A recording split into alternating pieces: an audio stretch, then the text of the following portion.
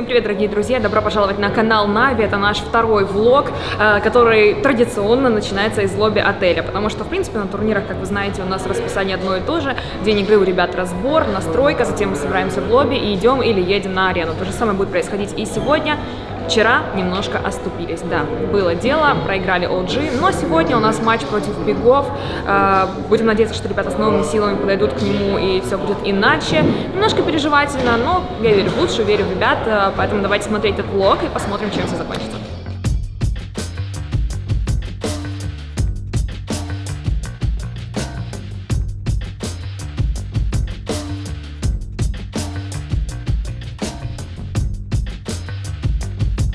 Ну что, Валер, привет, мы с тобой еще не общались, второй день тут у нас в Бласте турнирный. Ну давай поговорим немножко о том, что происходило вот после мажора, между вот этот промежуток. Расскажи, как ты отошел от вообще мажора, от событий в НПР по ним. Ну, как минимум, было неприятно, конечно, это всегда тяжело проигрывать финалы, но в целом нужно продолжать тренироваться, это значит, мы немножко не доработали, и в тот момент они оказались в той игре сильнее. И вот такие дела. Нужно дальше продолжать работать и занесу.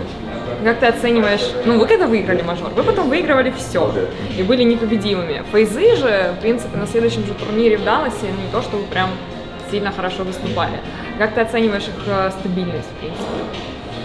Ну, стабильность нужно посмотреть, время покажет, пока еще рано говорить, но видно, что мы были сильнее, чем они сейчас, это 100%. Ну, вот, по моим ощущениям. Где ты провел это время? Где ты был? Так, я был в Испании с семьей. Ты там, у тебя там есть компьютер именно в доме или ты где-то? Ну да, в доме. Но там интернет немножко, бывает подкачивает. Ну, в принципе, нормально ты тренировался возможно, да? Ну да. Хорошо, расскажи, как прошел период после Бумыча, в общем-то. Первые тренировки, как ты вообще пережил эти события с тем, что Кирилл ушел из команды, насколько сильно расстроился? Ну, это начинается, так скажем, новая глава. Понятно, это всегда неприятно, когда у тебя уходит игрок, ты когда много играешь с ним, он уходит, это всегда неприятно, но такова жизнь, и как всегда не будет одинаково. Нужно двигаться всегда, дальше. Да, что-то меняется, всегда нужно к этому подстраиваться и подстраиваться. Ну, можешь немножко рассказать о вчерашнем матче, который мы, к сожалению, проиграли против OG. Что пошло, по-твоему, не так? Где ты видел слабые ваши места? Мне кажется, во-первых, в первую очередь нам нужно еще тоже сыграться. Многие роли тоже у Вити, он много ролей не свои играет. Ему нужно, немножко тоже привыкнуть. Ему нужно привыкнуть тоже, что мы делаем. Вообще в целом как картинка, чтобы понимать. Но это ему нужно немножко времени, чтобы адаптироваться. Но и в целом там мы тоже сами плохо играли, поэтому, мне кажется, мы плохо только выступили.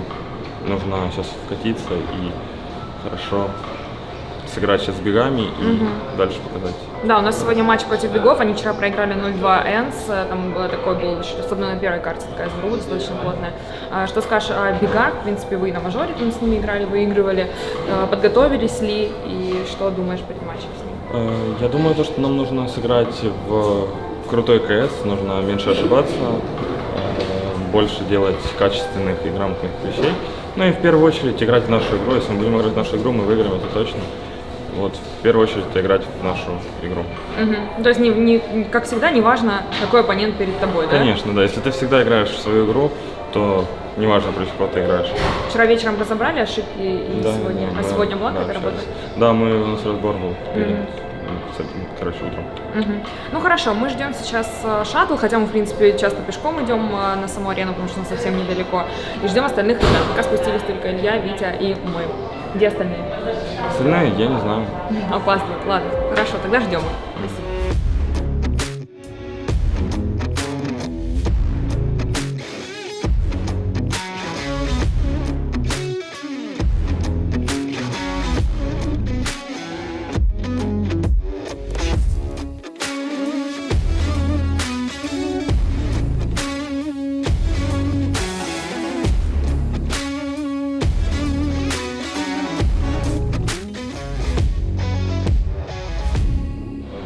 so big is higher seed.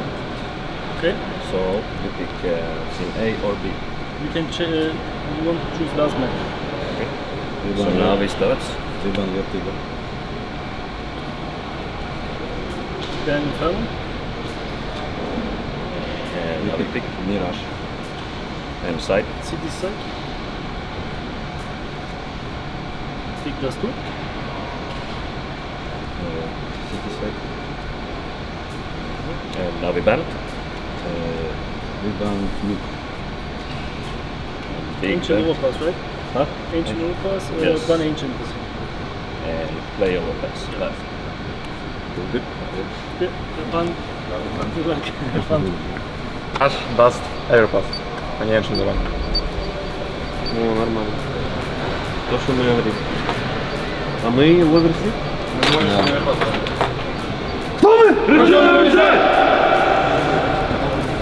Да, флеш. Бум, флеш, ответ.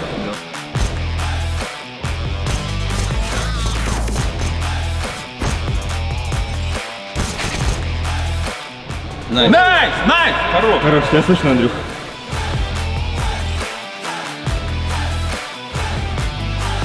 Да.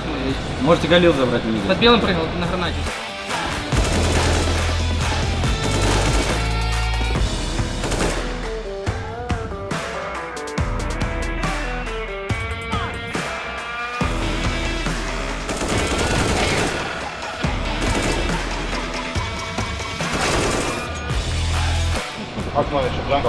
Джангл, го на сделан сплит.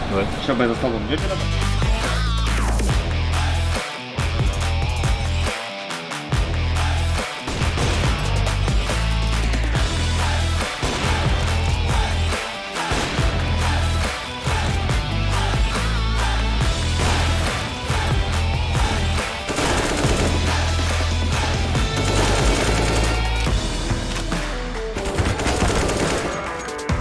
Оффлайн там чел.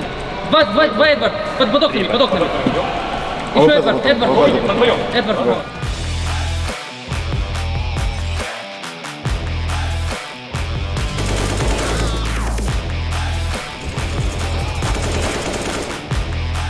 Право чекай.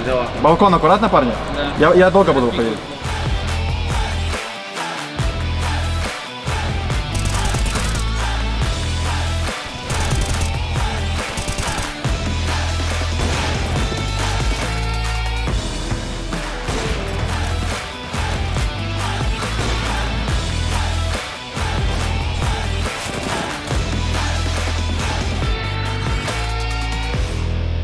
Ну что, мы сейчас смотрим вторую карту Big против Нави. На первой мы выиграли, и вот сейчас даст 2. И тоже пока все идет неплохо, правда, вот пистолеточку проиграли. Рядом со мной Алексей Хаус. Вчера. Привет. Здравствуйте. У нас тут такая уже собралась теплая компания, в принципе, на ланах мы все вместе собираемся и общаемся. И вот недавно у нас произошли изменения в компании. Совершенно верно? Есть такое, есть. У нас 2 человека. Появилось вообще две новых позиции в целом. Это для Мирана и для Найтенда. Ребята уже, Найтенд вообще 7 лет в компании, а Миран уже более 3 лет в компании. И у нас достаточно много составов в целом уже в компании там, с начала этого года.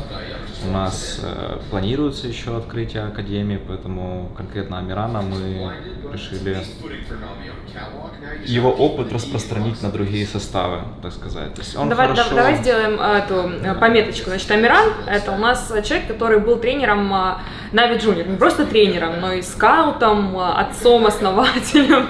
В общем, всем для нашей молодежной команды. А Найтенд, если вы на этом канале и не знаете, кто это, то я просто удивлена. Это менеджер нашего основного состава КС. И вот они оба идут у нас на повышение, верно? Это можно так назвать? Да, все так. Ну и, соответственно, у Мирана очень большой опыт в скаутинге, в взращивании молодых игроков. У нас планируются академии других составов, ключевых для клуба. Ну и поэтому как бы использовать его опыт в других составах, ну, просто очень ценно. Плюс он прекрасно понимает, как там выстроить тренировочный процесс, на какие вещи нужно обращать внимание для того, чтобы показывать лучший результат в команде. Он интересуется очень многими дисциплинами, он смотрит все подряд и круглосуточно. Вот, в общем, это прям, кажется, для него будет очень хорошей возможностью свой скилл распространить на другие дисциплины и усилить, собственно, их в спортивном плане. То есть он будет работать с тренерами и с игроками, да? Да, Больше. да, он в первую очередь будет работать с тренерами, с капитанами, да, и с игроками. Хорошо, Ярослав Найтен у нас становится тоже руководителем. Да, Кем будет руководить он? Да, Ярослав, он, во-первых, как бы менеджер уже там множество дисциплин в клубе, уже там 7 лет в клубе, показал себя очень как таким обязательным, дисциплинированным, организованным человеком, который может замечать все детали, предлагать какие-то решения для них, многие вещи, многие процессы, он как бы участвовал в их становлении изначально в компании. Настоящий козерог. Да, не знаю, Козыров, совсем другая история, да. И кажется, что, собственно, он может, опять же, заменеджерить менеджеров. Быть Вот этих архименеджером. всех- Да, вот этих вот всех многих составов у нас в клубе. Поэтому это тоже очень хорошая возможность для него и для клуба использовать сильные стороны своих сотрудников. Класс. А кто будет сейчас у нас менеджером основы КС? Менеджером основы КС будет Саша Лемешев. Он у нас занимался до этого дотой, но я думаю, КС комьюнити его помнит очень долго, то, которое следило, в частности, за другими командами до этого, да, другими клубами. Он возвращается для к Саши, истокам. да, для Саши это родная дисциплина, он в киберспорте уже там тоже просто лет 10, и он знает все, всех и все. Ну да, это такой интересный новый этап. Вот Ярик последний турнир с нами, точнее, в качестве менеджера КС состава, и уже со следующего у нас будет новое обновление вот в семье. Да. Волнительно, волнительно. А что ты скажешь вообще по поводу нынешнего состава нашего, да, вот на этот Blast? Как тебе Витя? Что скажешь об адаптации его? Как вы пришли к тому, чтобы взять именно его? Может, какие-то приоткрытия? Слушай, в спортивном плане, наверное, сложно говорить, потому что все-таки я на тренировках не сижу, целыми днями не слежу за этим всем. Вот, да, то есть я там вижу то, как проходит сейчас матч и так дальше. То есть понятно, что Витя, он, не было довольно много времени не только у Вити, как человека, который там новый пришел и адаптируется к команде, так и, в принципе, у всей команды для того, чтобы адаптироваться и играть с Витей. То есть мы видим, да, там даже по тем картам, которые уже успели просмотреть, что позиции поменялись многие у многих игроков да, на картах, и у нас и капитан поменялся, очевидно, что сейчас многие вещи перестраиваются с точки зрения колов и позиционно, плюс еще Витя. То есть это вообще вопрос такой глобальный, естественно, не было достаточно много времени на то, чтобы все это проработать и хотя бы понять, да, какие вещи вообще работают, какие, возможно, стоит все-таки чуть-чуть изменить. Поэтому парни вообще молодцы, то есть видно, что они выкладываются, но видно, что да, что некоторые вещи могут получаться явно лучше. Наверное, многих будет интересовать вопрос, когда будет приниматься решение о следующем шаге, то есть остается Витя на Кёльн или нет. Я тебя не прошу, конечно, сейчас принимать решение, там, его озвучивать, но примерно вот тайминг, когда можно ожидать подобных новостей, потому что, естественно, это всех будет волновать. Слушай, прямо сейчас, конечно, смотрим второй матч. Я думаю, что тайминг, да, когда мы будем это определяться после окончания Бласта, мы сядем, пообщаемся с командой, пообщаемся со всеми о дальнейших планах, и там уже, собственно, будет виднее. Хорошо. Ну, ты же у нас не только, как бы, человек-руководитель в НАВе, да? Ты у нас еще и аналитик в прошлом, по крайней мере. В далеком прошлом. Расскажи, что, какие тебе команды сейчас кажутся наиболее сильными на арене, кто наш главный конкурент, потому что вроде бы казалось, там в финале против FaZe играли, и они выиграли, но вот FaZe и G2 сегодня проиграли, и Надала сильно. Слушай, это даже было где-то удивительно, потому что и как бы FaZe вообще стартанули очень сильно первую карту, там вообще там вели 9-0, да, или сколько там был счет. И они, индивидуально очень сильная команда, очень сильно, у них уверенность сейчас хорошая, и они, что немаловажно, стабильно играют, да, то есть они там несколько чемпионатов выиграли, там, из последних постоянно там в топе. Вот, то есть они как бы молодцы, и, наверное, они реально сейчас топ-1 команда мира, и абсолютно заслуженно. То есть если говорить конкретно про матч, что они проиграли G2, G2 могут, они выстреливают, но они выстреливают это нестабильно пока что. Да, они могут как там любую команду обыграть, так и проиграть там чуть ли не любую. Так и не выйти в плей-офф мейджора. Да, и это их как бы большой минус сейчас, им необходимо как-то обрести эту стабильность, как это сделать, не наше дело. Да, не моя забота. Вот, поэтому, ну, пусть как бы работают над собой. Ну и, понятное дело, Энс, они тоже очень стабильно в последнее время играют. Вот Денис говорит, что Энс переоценены. Но конкретно Энс сейчас, во-первых, это команда, которая легче подготовиться гораздо, чем, например, каким-то даже G2 или там Фейс. Потому что просто у них совсем другой игровой стиль, они больше заскриптованы. Если как бы посмотреть на их предыдущие, допустим, игры, обратить внимание на какие-то фишечки, как они именно играют, за счет чего они выигрывают, то, в принципе, становится в какой-то момент более очевидно, как они будут играть и против тебя. Естественно, такой команде, которая более заскриптована, чем другие, и полагается больше на какие-то такие тактические элементы, чем на, не то чтобы скажу, понимание игры, да, потому что оно у них тоже присутствует, но скорее на какой-то вольное, да, там, вольный плейстайл какой-то, то, ну, им как-то будет, наверное, мне кажется, тяжело удерживаться долго, да, вот в топе, если они не поменяют свой игровой стиль.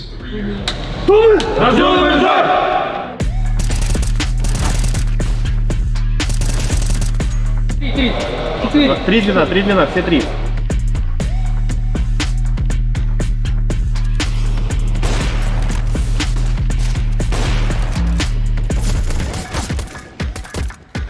Куда поделся?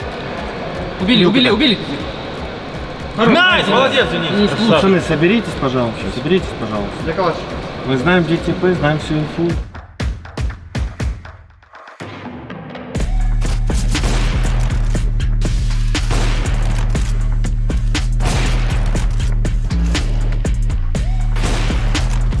Я пикал. Фантом!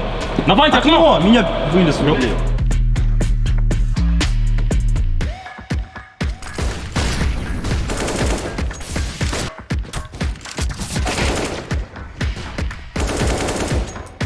Я даю флешку сюда. Валер, дай мне смог, будешь первый. Дай молотовую машину. Можете молотовую машину? Да, я даю. Ну, смотри. Не-не-не, чисто полностью. Они вдвоем на Б. Я смотрю, братан, хорошая штучка.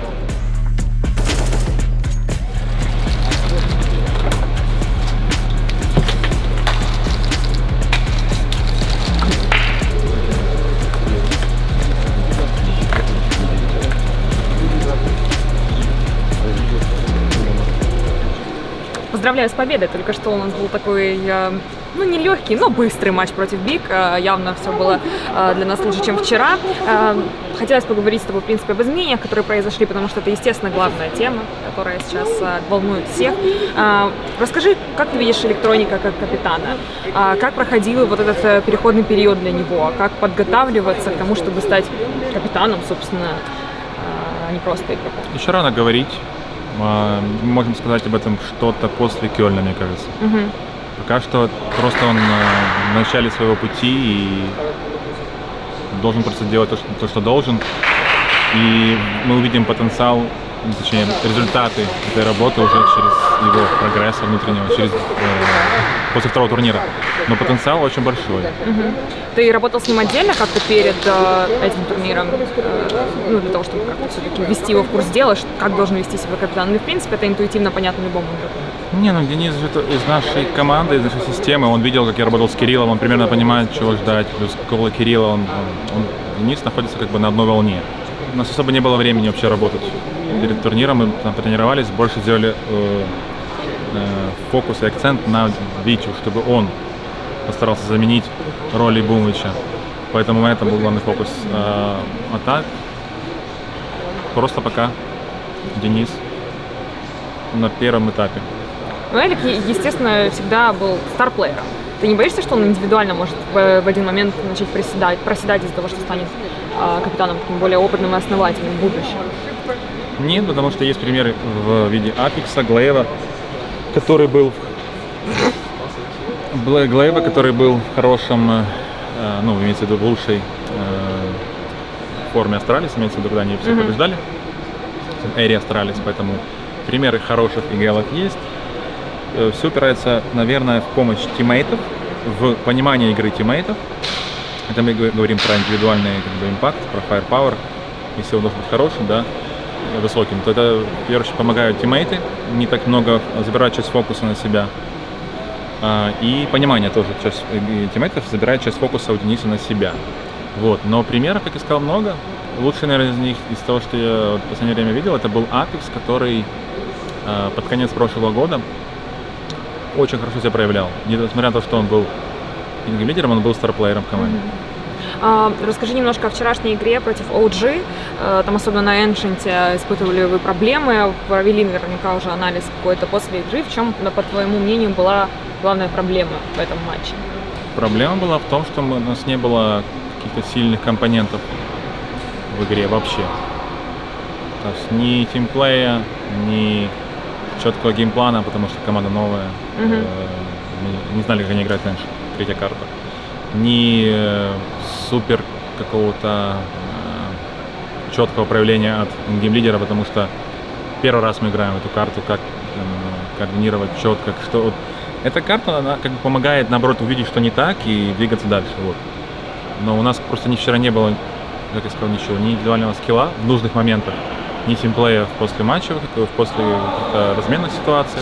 Мы даже не смогли активировать свой опыт, по сути, который у нас есть. Да? То есть опыт дает тебе возможность, наверное, принимать какие-то качественные и взвешенные решения.